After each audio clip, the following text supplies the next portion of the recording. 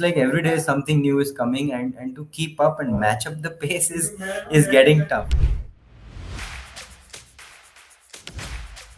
A warm welcome to all. Today I am in conversation with Shubhesh Goel. He is the founder of Basil Pet Care and he is based of Delhi. Basil deals in all kind of pet products and this is the ninth year of operation. Congratulations, Shubhesh, and thank you for this time. Thank you. It's a pleasure, and it's an honor to be here sharing this space with you, Binoy. Thank you. Thank you so much. So how has been this 9 years of your operation? It's been a great journey, like definitely a lot of learning. I never thought of building a pet care brand. It happened, and fortunately, it is building well. It's come out better than what we had expected or even had imagined. Yeah, as you say, like one of my wildest dreams come true. So but still it's been a very beautiful journey, starting with 5 products when we started in the pet care space, and now having a range of more than 150 SKUs. And fortunately all of the products have been accepted well, because of the meticulous bases and details that we work on. And like I think, I would say, like the attention to detail has made us outshine and made us gain a lot of loyal customer base. Like the repeat purchase and all that intent is quite high with our buyers. How many companies, how many retail brands, retail stores are you selling right now across India, both offline and online? So that's a tough number to answer, but I think our current footprint would be 500 plus stores on a pan India level on offline basis. That is like a very reasonable number that I'm telling, because our presence is there in all the metros and tier one cities. We have a vast distributor base through whom we are working, and uh, supplying the products to all pet stores around us Yeah. through the distributor network. Along with that, on the online front, we are selling on Amazon and our own website. It's called basilpetcare.com. We did work with Flipkart, Geomart, and other portals as well, marketplaces. But then Amazon has been quite consistent with the orders. In Flipkart, we started very well, but then there were a lot of returns. More than 20% was the returns rate. Oh, right. Geomart was expensive on commissions. The Oh, sales were good, but then what we realized, we are not taking anything home. It was a negative on that front. yeah. So then, after all the assessments and calculations, we realized that Amazon is still a stable and a rewarding platform. So then, with those, with Amazon and our website, we are going ahead. We are available with Supertails, with Petsy, Yeah. with all other different platforms Yeah. who are reselling. But these are our major sectors that we focus on. Like, but if I put a breakup, then 10% is only the sales that we get from our e-commerce front. Yeah. 90% is offline. So we are wholesale an offline brand as of Right. today. Absolutely. So, that leads to another question about the quick commerce.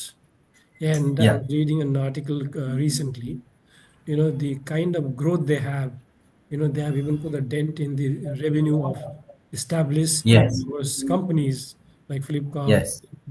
Amazon, and the like. So, do you plan to sell in these channels because this is emerging very, very fast and very, very good?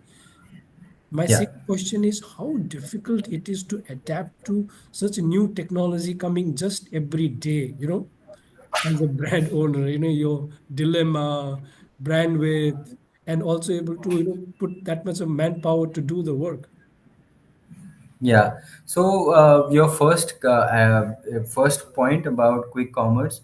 So obviously, like, see, for us, our intent is where the customer is, we should be. Like, if a pet customer, wherever they are shopping, they should have Basil available and orderable, because obviously convenience is a factor of buying decisions nowadays. But customer is the king. Like, so we don't want. our prospective customer not to have us at their buying platform.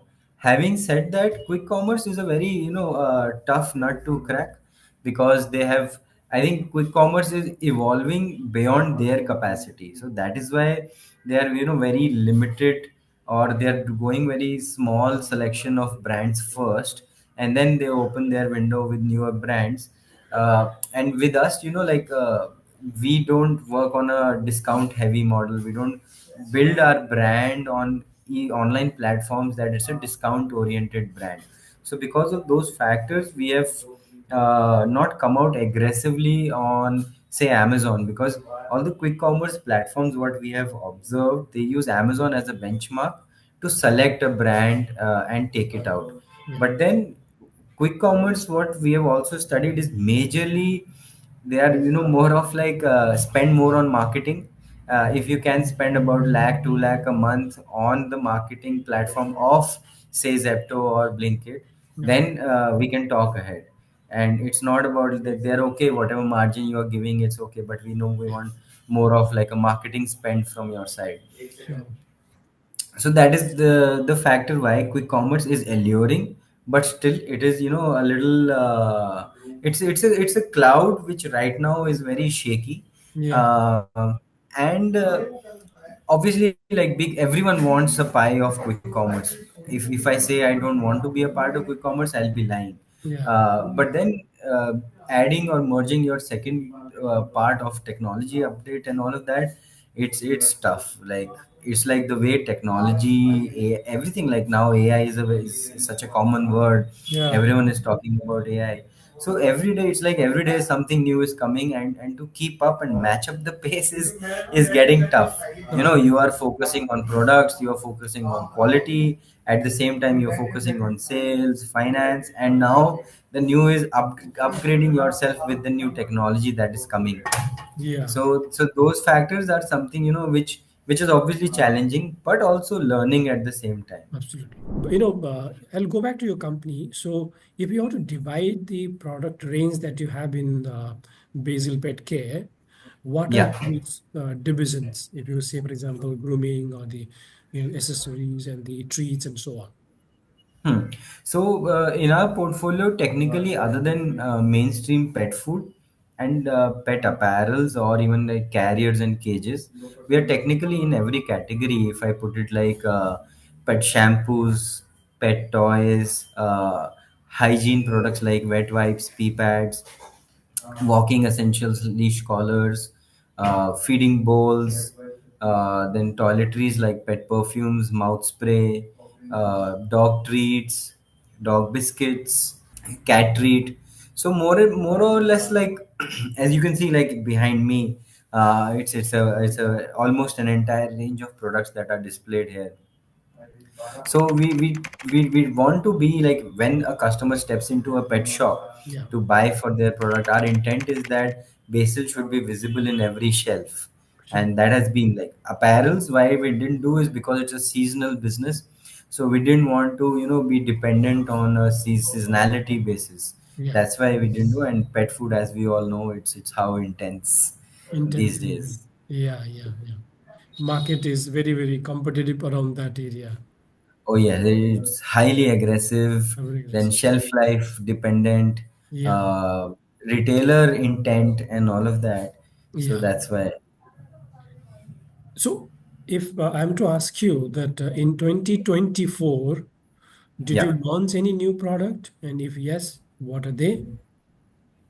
nothing as such specific, Okay. because of the factor that like the market is right now is going through a little correction, Hmm. and that is why we thought of laying low a little, so that we can maintain and stabilize our current range first, uh, control the market and hold it.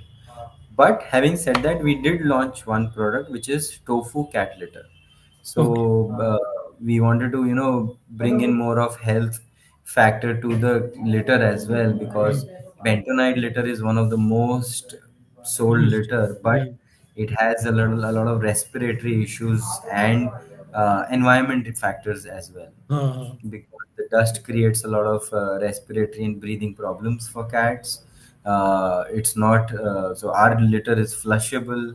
Our litter is dust low on dust, so the cat, when they use it, they have very low tracking, very low dust which goes into their system. And then our litter is flushable. It's a food grade, so even when the cat licks their paw, it is edible. yeah. So such factors are like at times a little ignored because of the cost factor. People are like, "Arey, to fekna hi hai, so Mm. why not?" But then it's a like a, as sugar is a silent poison. Yeah. So similarly, I can put it like that. Yeah, I think absolutely anything which is sustainable, anything Yeah. which is decomposable is always a little higher price tag. But at the end of the day, you're also doing good for the environment. Pet, in this case, is very important, as you said. Bentonite or the pet cat litter has got the negative impact on the health. Yes. So that's the Yes. main, should be the main kind of motivator for any pet cat parents to navigate or come, Essentially. yeah, essentially to use the something like the tofu cat litter. Yeah, While because our agenda is to, extend the life of our companion to the maximum we can. And absolutely, these are small changes that can help in, having our pet to us for a longer time. Smaller changes leads to bigger destination. what is that one thing that you want to see as a change in pet industry in India? I think we should be a little more ethical in our product claims. Yeah, A lot of people claim, I would say, claim the sun, but don't even reach the stars. yeah, Because what I feel, such things dampen the trust of our customer in the end. Because if we promise gold and don't even give a bronze, yeah, then they feel cheated, and that's where the trust factor falls. yeah, Not only for us, it's like entire pet industry. yeah, If the customer is feeling played around and all of that, then somewhere everyone is at a loss, yeah, because trust is lost. And the customer then, like, see why, as we say, 60% of people feed home food to their pets, is because somewhere or the other the pet food industry has been claiming something. But no, everyone cannot be perfect, I agree. Even I might be claiming, but I'm not giving that. But if we can be giving the best in our capacity, that will build and maintain the confidence of our buyers. yeah, And that is what we need. If a pet is happy, then somewhere in the whole ecosystem, all the pet brands in that journey the pet parent has gone through, he'll be happy with us. The best part of our industry is that it's a sticky industry. Our customer, if any dog or cat likes the product, they tend to stick to that brand, to that provider, to that retailer. So if we can maintain that ecosystem with our pets, I think we all will be happy and flourishing in our own spaces. That is the most important factor that I feel. Otherwise, I think the more happiness of a pet, of owning a pet, being a pet parent, the more we can market, the more intent of having a pet will be added by our friends and family. Because absolutely, see, there's a lot of disconnect that is happening for kids from the outside world. Everyone is glued to their screen. Having a pet becomes a responsibility to walk, yeah, and when you walk your pet, you are connected with the world. You see out of your house, you do an activity. Like even for me, because of twice a day I walk my pet. I know my lane. I know who's out of my house. Because otherwise we all are busy in our life running around, that we don't tend to connect with people. So this is how, even like if you're going walking out with your pet, you greet another person, they feel how happy it is to have a pet. So these things, if we can build that emotional connection, I think we can have a better pet care space, even bigger than what COVID has happened. great, great thoughts to end with, and thank you for your time once again, and Always a pleasure.